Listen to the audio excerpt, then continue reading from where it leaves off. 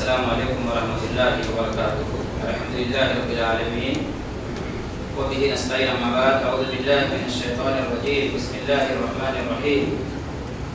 ربنا لا تزغ قلوبنا بعد إذ هديتنا وهب لنا من لدنك رحمة إنك أنت الوهاب۔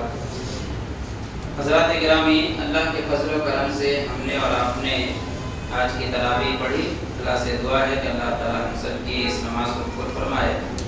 آج کی تراویح میں سورہ آل عمران جو تیسرے پارے سے شروع ہوتا ہے، اور یہاں سے لے کر ہم لوگ چوتھے پارے کے آدھے تک کی تلاوت سنیں۔ مکمل ایک پارہ 2 صفحہ کی تلاوت ہوئی۔ حضرات گرامی، آج جو کی نماز میں جن آیت کی تلاوت ہوئی ہے ان آیتوں میں غور کیجئے اور سورہ بقرہ کی آیتوں میں غور کیجئے۔ آپ لوگ غور سے سنے ہوں گے کہیں کس طرح کی آیتیں آئی ہیں جو ربنا سے شروع ہوتی ہیں، سمجھ رہے ہیں؟ یعنی دعائیہ قرآنی دعائیں۔ لہذا ہمیں اور آپ کو چاہیے کہ ماہ رمضان کا مہینہ ہے، ماہ رمضان میں ہم کثرت کے ساتھ دعا کریں اور کوشش کریں کہ وہ دعا کریں جو اللہ رب العالمین نے پیارے نبی صلی اللہ علیہ وسلم کو سکھایا ہے، اور ان دعاؤں کو کرنے کی کوشش کریں جو اس سے پہلے نبی لوگ دعا کیے، جو قرآن کریم کے اندر اللہ رب العالمین نے ذکر کیے۔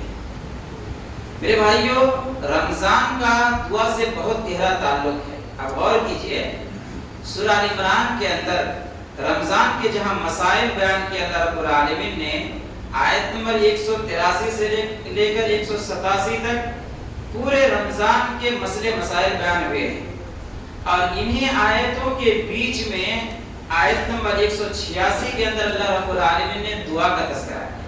کیا کہا کر وَإِذَا سَأَلَكَ عِبَادِي عَنِّي فَإِنِّي قَرِيبٌ أُجِيبُ دَعْوَةَ الدَّاعِ إِذَا دَعَانِ فَلْيَسْتَجِيبُوا لِي وَلْيُؤْمِنُوا بِي لَعَلَّهُمْ يَرْشُدُونَ۔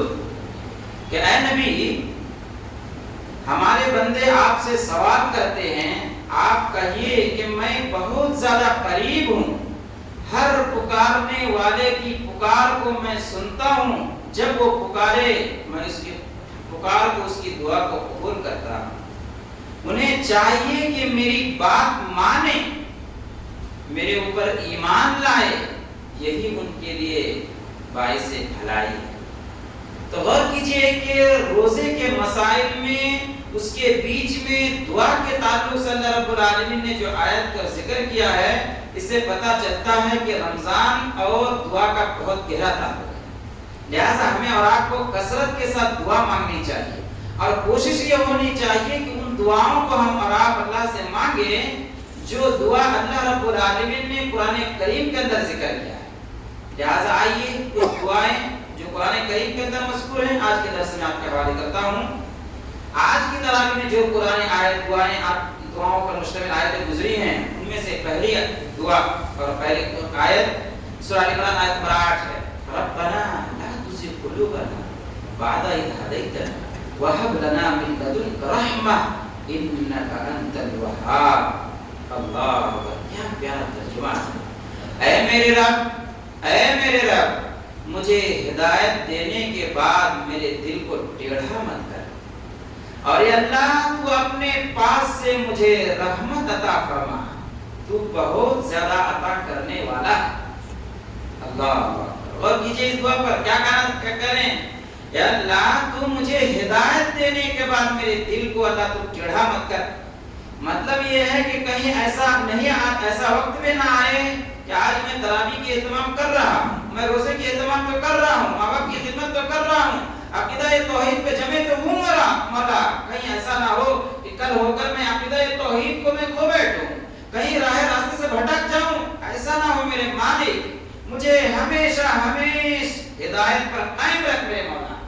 دعا ہدایت کی دعا ہمیشہ کیجئے، ثابت قدمی کی دعا کیجئے۔ اللہ اکبر، پیارے نبی جناب محمد رسول اللہ صلی اللہ علیہ وسلم ثابت قدمی کی دعا بہت کثرت کے ساتھ کیا کرتے تھے۔ ایک دعا، یا مقلب القلوب ثبت قلبی علی دینک۔ اے میرے مالک، اے دلوں کو الٹ پھیر کرنے والے، میرے دل کو تیرے دین پر ثابت قدم رکھ۔ یا اللہ میرے دل کو تیرے دین پر، عقیدہ توحید پر، جنت کے راستے پر اللہ تعالیٰ تو ثابت قدم رکھ۔ اور یہ دعا ایک بار دو بار نہیں، پیارے نبی بار بار اس دعا کو پڑھا کرتے تھے۔ اما عائشہ رضی اللہ عنہا سن کے ایک مرتبہ کہنے لگی کہ اللہ کے نبی، وہ لوگ عربی جانتے تھے، ترجمہ جانتی تھی، کہنے لگی کہ اللہ کے نبی آپ اس دعاؤں کو بار بار پڑھ رہے ہیں، بار بار اس دعا کی اہتمام کر رہے ہیں، کیا وجہ ہے؟ تو اللہ کے نبی صلی اللہ علیہ وسلم نے کہا عائشہ، انسان کا دل اللہ رب العالمین کے دو انگلیوں کے درمیان ہے، اللہ تعالیٰ دلوں کو الٹتے پھرٹتے رہتا ہے، پتہ نہیں دل کب پلٹا دے اللہ کیا معلوم، اس لیے میں اللہ سے دعا کرتا ہوں اللہ میرے دل کو تیرے دین پر ثابت قدم رکھ۔ سوچئے رمضان گزر رہا ہے، ہمارا یہ دعا اہتمام کر رہے ہیں، بہت امپورٹنٹ دعا ہے، پڑھیے میرے بھائیو، یاد کر لیجئے اس دعا کو۔ دوسرے الفاظ میں بھی یہ دعا ہے، یا مصرف القلوب صرف قلوبنا علی طاعتک، اے دلوں کو الٹ پھیر کرنے والے، اے دلوں کو پھیرنے والے، تو میرے دل کو تیری اطاعت پر ثابت قدم رکھ، تیری اطاعت کی طرف موڑ دے۔ اللہ میرے بھائیو، پتہ نہیں کب حالات کیا آئے، پتہ نہیں ہم اور آپ کیا ہیں، کیا حیثیت ہماری اور آپ کی، کیا حیثیت ہماری اور آپ کی، ہمارے اور آپ کے پاس کیا ایمان ہے۔ پیارے نبی کے دور میں ایسا ہوا، پیارے نبی کے ہاتھ پہ اسلام قبول کرے، ایک وقت ایسا آیا دین سے پھر گیا، جہنم میں گیا۔ ایک واقعہ صحیح بخاری کتاب المناقب کی حدیث، حضرت انس بن مالک رضی اللہ عنہ راوی حدیث سے کہتے ہیں کہ ایک عیسائی آدمی تھا، پڑھا لکھا انسان تھا، پیارے نبی کے خدمت میں حاضر ہوا، اسلام قبول کر لیا، اور اس کے ہینڈ رائٹنگ بہت اچھی تھی، پیارے صلی اللہ علیہ وسلم نے اسے ایک کاتب وحی بنایا۔ غور کیجئے کیا مقام ملا، کاتب وحی، سورہ ال عمران، سورہ بقرہ جنہوں نے لکھی۔ اللہ اکبر، ایک وقت ایسا آیا کہ اس نے کہا کہ یہ محمد کو کچھ نہیں آتا ہے، میں جو لکھ کے دیتا ہوں وہی جا کے لوگوں کو پڑھ دیتے ہیں، سنا دیتے ہیں، بول دیتے ہیں۔ غور کیجئے گا اس پر، کہتے ہیں کہ یہ محمد کو کچھ نہیں آتا ہے، میں جو کچھ لکھ کے دیتا ہوں وہی جا کے لوگوں میں شیئر کرتے ہیں۔ حالانکہ پیارے نبی اس کو رکھے ہیں لکھنے کے واسطے، پیارے نبی بولتے تھے تب وہ لکھتے تھے، اپنے سے تو لکھتے نہیں تھے، لیکن یہ جا کے یہ افواہ پھیلا دیے اور خود گمراہ ہو گئے، دین کو چھوڑ گئے۔ وقت آیا دنیا سے رخصت ہو گئے، انتقال ہوئے، چلے گئے، چلے تو گئے عیسائی دھرم میں پھر چلے گئے۔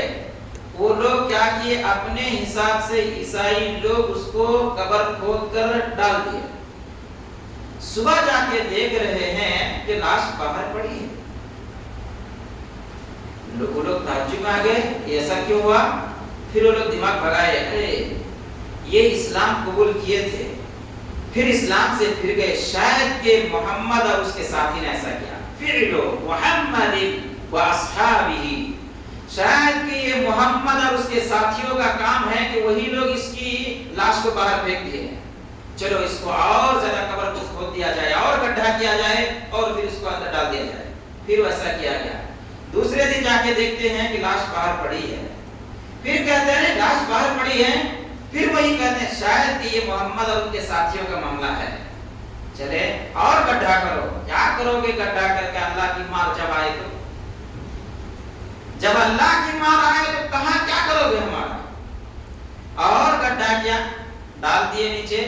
پھر تیسرے دن جا کے دیکھ رہے ہیں لاش باہر پڑی ہے، تب کھوپڑی میں بات آئی، نہیں یہ ان کا کام نہیں ہے، محمد اور ان کے اصحاب کا کام نہیں ہے، یہ اوپر والے کا کام ہے، اور لاش کو ویسے ہی چھوڑ دیا۔ سوچے کہنا یہ چاہتے ہیں کہ یا مقلب القلوب ثبت قلبی علی دینک، جو پیارے صلی اللہ علیہ وسلم بار بار پڑھا کرتے تھے، اور یہاں قرآن آیت جو گزری ال عمران کی آیت نمبر 8، ربنا لا تزغ قلوبنا بعد اذ هديتنا وهب لنا من لدنك رحمة انك انت الوهاب۔ اے اللہ، اے میرے مالک، مجھے ہدایت دینے کے بعد میرے دل کو ٹیڑھا مت کر، اور تو اپنے پاس سے مجھے رحمت عطا فرما، تو بہت زیادہ عطا کرنے والا ہے، اس کو سمجھئے۔ پتہ نہیں دل کب پلٹے معلوم نہیں، اس لیے بار بار اس طرح کی دعاؤں کو ہمیں اور پڑھنی چاہیے۔ اور اس آیت کریمہ میں ایک نقطہ اور ہے، دیکھیے غور کیجئے کیا ہے، یا اللہ مجھے ہدایت دینے کے بعد میرے دل کو ٹیڑھا مت کیجئے اور اپنے پاس سے رحمت عطا کیجئے۔ رحمت، اللہ اکبر، رحمت بہت بڑی نعمت ہے۔ رحمت کیا ہے؟ اللہ اکبر۔ ایک حدیث کے اندر پیارے نبی صلی اللہ علیہ وسلم نے فرمایا کوئی بھی انسان اپنے اعمال کے بدولت جنت نہیں پا سکتا ہے۔ کوئی بھی شخص اپنے اعمال کے بدولت جنت نہیں پا سکتا ہے جب تک کہ اللہ کی رحمت شامل حال نہ ہو۔ صحابہ نے کہا اللہ کے وسلم کیا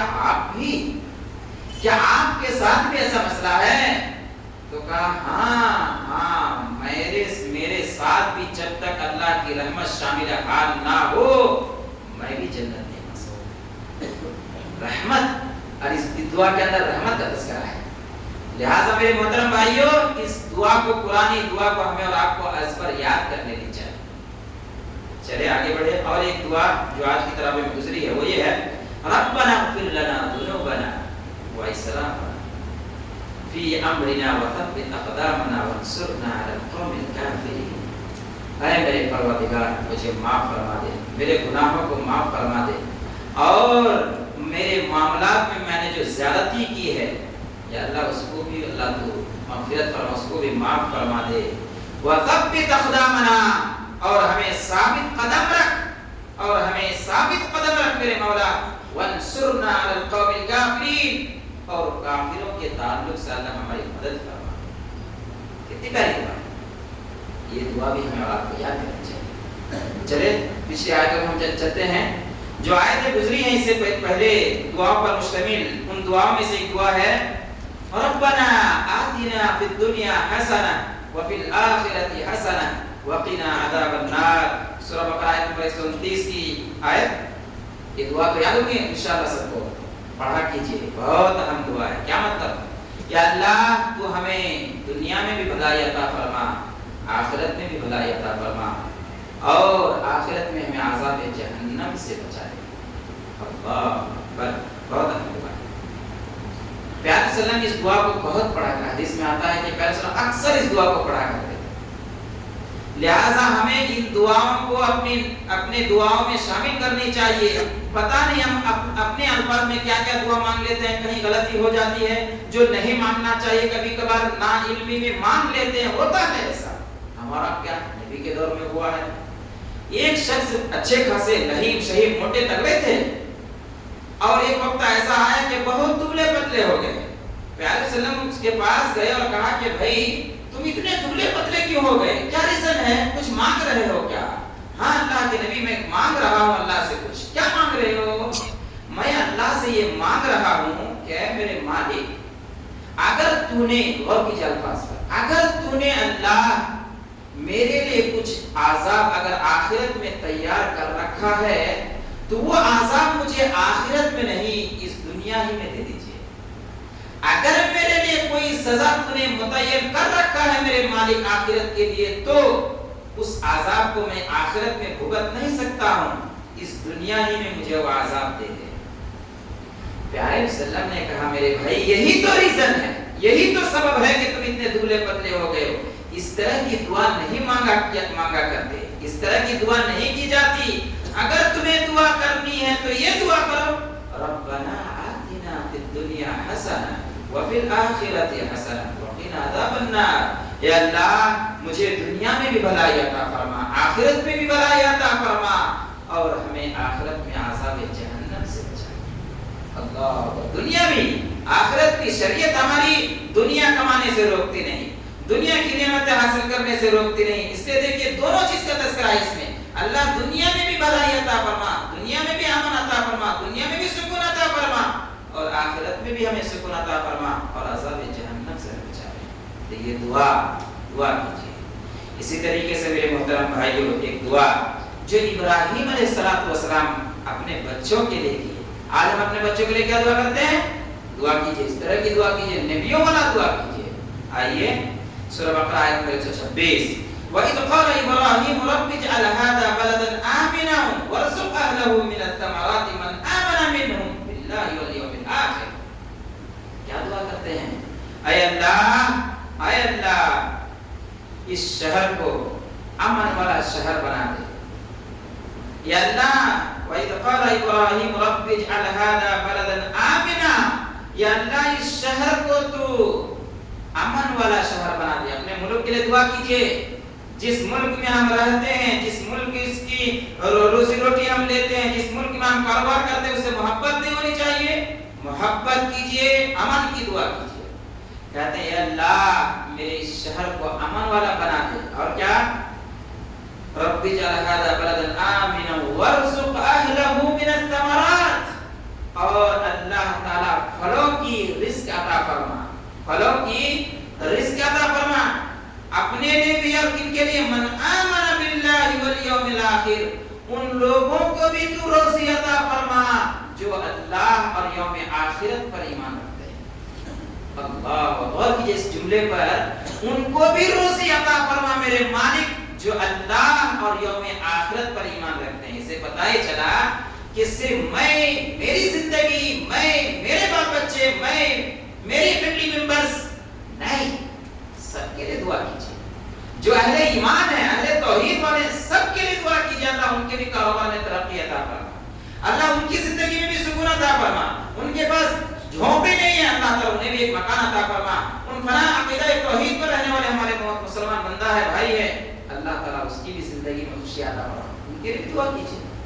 اس طرح کی دعا کو اپنی دعا میں شامل کیجیے. اسی طریقے سے میرے بھائیوں پھر کیا دعا کرتے ہیں؟ اسی کے بعد آیت نمبر 27 وَإِذْ يَرْفَعُ إِبْرَاهِيمُ الْقَوَاعِدَ مِنَ الْبَيْتِ وَإِسْمَاعِيلُ رَبَّنَا تَقَبَّلْ مِنَّا إِنَّكَ أَنْتَ السَّمِيعُ الْعَلِيمُ. یاد کرو اس وقت جب ابراہیم علیہ السلام اور اپنے بیٹے اسماعیل علیہ السلام خانہ کعبہ کی تعمیر کر رہے تھے اور کہہ رہے تھے ربنا تقبل منا انك انت السميع العليم. اے اللہ اس کام کو تو قبول فرما لے، تو سننے والا اور جاننے والا ہے. اسے پتہ ہی چلا کہ کوئی بھی نیکی کا کام کرنے کے بعد، بھلائی کا کام کرنے کے بعد ہمیں اس کی قبولیت کے لیے دعا کرنی چاہیے. اللہ اکبر. کہ نبی ہیں، نبی ہیں، کتنے اخلاص ہوں گے ان کے دلوں میں. اللہ کے گھر تعمیر کر رہے ہیں، اللہ کے حکم سے تعمیر کر رہے ہیں، اور تعمیر کرتے ہوئے دعا یہ مانگ رہے ہیں اللہ تیرے ہی لیے کام کر رہا ہوں، اللہ تو اس کام کو تو قبول فرما لے. اس لیے ہم نماز تراویح پڑھے ہیں، دعا کیجئے اللہ تیری توفیق سے ہم نے یہ نماز پڑھی، اللہ کو قبول فرما لے. آج درس میں ہم بیٹھے ہیں، تیری توفیق سے ہم بیٹھے ہیں میرے مولا، اللہ تو اس درس کو تو قبول فرما لے. یا اللہ ہماری ماں بہنیں اتنی دور سے آ رہی ہیں، اللہ تعالیٰ ان کے آنے جانے کو اللہ قبول فرما لے. ماں بہنوں سے بھی گزارش میں کروں گا کہ آپ اتنے دور سے آ رہی ہیں، وقت دے رہی ہیں، نمازیں پڑھ رہی ہیں، خوشی کی بات ہے. لہٰذا ان نیکیوں کے کام کرنے کے بعد آپ اللہ سے قبولیت کے دعا کیجیے. ابراہیم علیہ السلام نے دعا کی. چلیں اور ایک دعا سورہ بقرہ کی آخری جو دعا ہے، آیت ہے، اس میں کیا ہے؟ ربنا لا تؤاخذنا ان نسينا واخطانا ربنا ولا تحمل علينا إصرا كما حملته على الذين من قبلنا ربنا ولا تحملنا ما لا طاقة لنا به واعف عنا واغفر لنا وارحمنا أنت مولانا فانصرنا على القوم الكافرين. مطلب کیا ہے؟ اے میرے مالک میری بھول پر، میرے گناہوں پر میرا مواخذہ مت کرنا میرے مالک. میں انسان ہوں، بھول چک ہوئی ہے، مجھ سے غلطی ہوئی ہے، میں نے کتنے ایسے گناہ خطا کیے ہیں میرے مولا. اللہ ان تمام گناہوں پر مجھے میری گرفت نہ فرمانا، میرا پکڑ نہ کرنا میرے مالک. اور اے اللہ میرے اوپر وہ بوجھ نہ ڈال جو بوجھ اس سے پہلے لوگوں پر تو نے ڈالا. یا اللہ مجھے اس مشقت میں نہ ڈال، اس طرح کی بوجھ مجھ پر نہ ڈال جس کے سہنے کی، برداشت کرنے کی کیپیسٹی میرے اندر نہ ہو. اللہ ایسی بوجھ، اس طرح کی تکلیف، اس طرح کی مصیبت اللہ مجھ پر نہ ڈال. واعف عنا، یا اللہ مجھے درگزر فرما، یا اللہ مجھے درگزر فرما دے.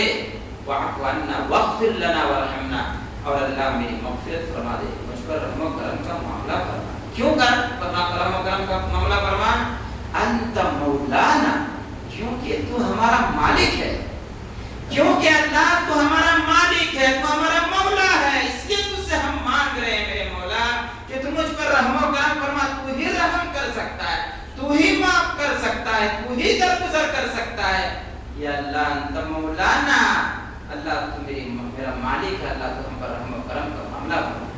फंसुरना और अलल कौमिल काफिरीन, और अल्लाह तू मेरी मदद फरमा काफिर कौम पर। कितने प्यारे प्यारे दुआ है सब। हम लोग ये सब दुआ हम लोग नमाज में करते हैं क्या? इन दुआओं को याद कर लीजिए और करने के बाद अपनी दुआओं में इन दुआओं को शामिल कीजिए। इंशाअल्लाह इसकी खैर और भलाई अपनी जिंदगी हम जरूर देखेंगे। अल्लाह से हम दुआ करते हैं कि अल्लाह जो इससे पहले नबियों ने दुआ मांगी है, अल्लाह उन दुआओं को हमें अपनी दुआओं में शामिल करने की तौफीक अता फरमा। या अल्लाह जिन दुआओं को तूने कुरान करीम के अंदर जिक्र फरमाए, तेरे नबी को तूने सिखाया है, या अल्लाह उन दुआओं को हमें अपनी दुआओं में शामिल करने के अल्लाह तौफीक अता फरमा। रब्बना तक़ब्बल मिन्ना इन्नका अंतस समीउल अलीम। अस्सलामु अलैकुम व रहमतुल्लाहि व